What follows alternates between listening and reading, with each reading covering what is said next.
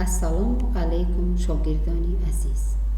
در آغاز به همه شما و اهل خانواده‌تان سلامتی بردوام را تمنا داریم و از زبان حافظ شیرین کلام گفتنیم: تنت به ناز طبیبان نیازمند مباد، وجودی نازکت آزرده گزند مباد.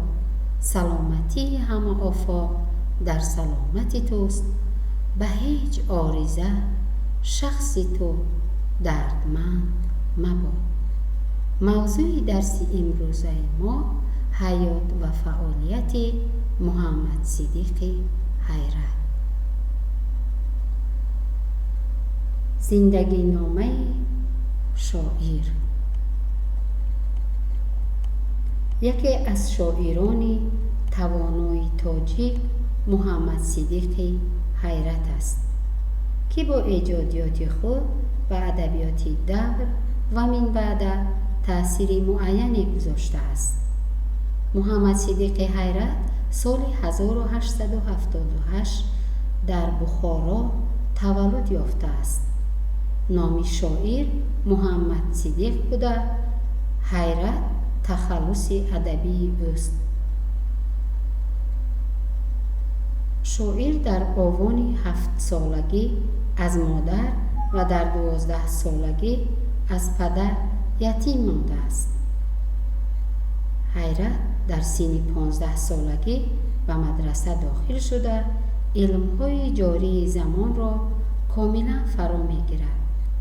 وی سال 1895 با استاد صدرالدین عینی رفاقت پیدا نموده، آنها از همدیگر خیلی بهره‌ها می‌برند. صدرالدین عینی در یادداشت‌ها چنین گفته است: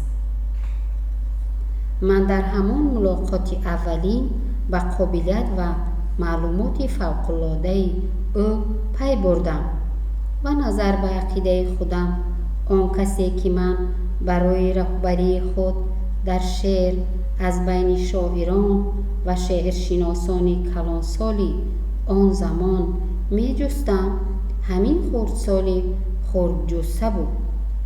او با من همسال و همدرس بود. با همه این من او را از همان روز سر کرده استاد خود قرار دادم.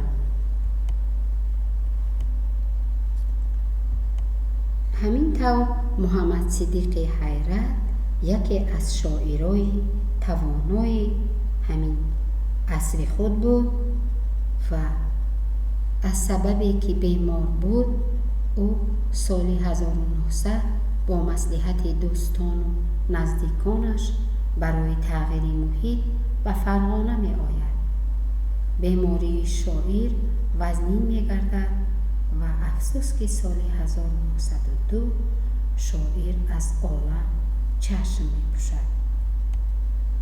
میراث ادبی شاعر. محمد صدیق حیرت هنوز از آوان خردسالی تا تحصیل مدرسه و شعر و شاعری رو آورده بود.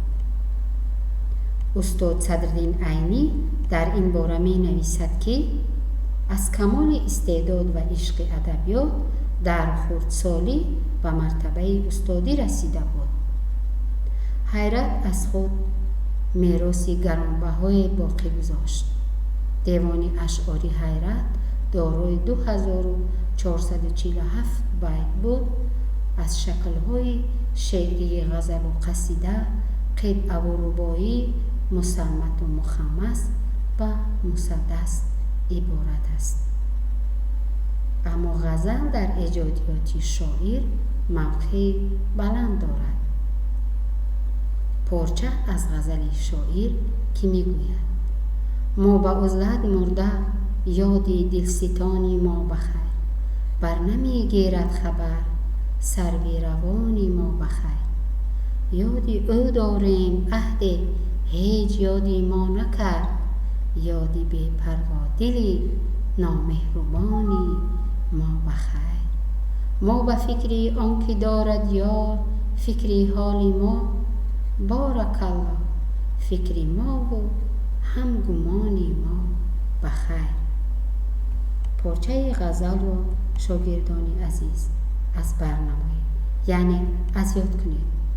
خلاصه محمد صدیق حیرت از خود میراثی گرانبهای باقی گذاشت. پارچه از غزل دیگری شاعر چنین است: به درد و غم ادا کردی، به هجران مبتلا کردی، به جان ما جفا کردی، فلک ما را چیها کردی. چی گویم کز فراق وصل جانان تشنه لب ما را شهیدی کربلا کردی، فلک ما را چیها کردی. شاگردان عزیز، برای یافتن جواب‌های درستی تست به شما برای کار می‌خواهم. باقی مانده سخن‌ها رو اوید به حیات و فعالیت محمد صدیق حیرت از کتاب ادبیات صنف 10 خواندن لازم است. کتابخوانی عادت خوب است. اگر شما خواهید که از بیکاری خسته نشوید، بسیارتر کتاب خوانید. زیرا عبدالرحمن جامی بزرگ چنین فرمودند: انیسی کنج تنهایی کتاب است، فروغ صبح دانایی کتاب است. خیر شاگردان عزیز، تا درس‌های بعدی.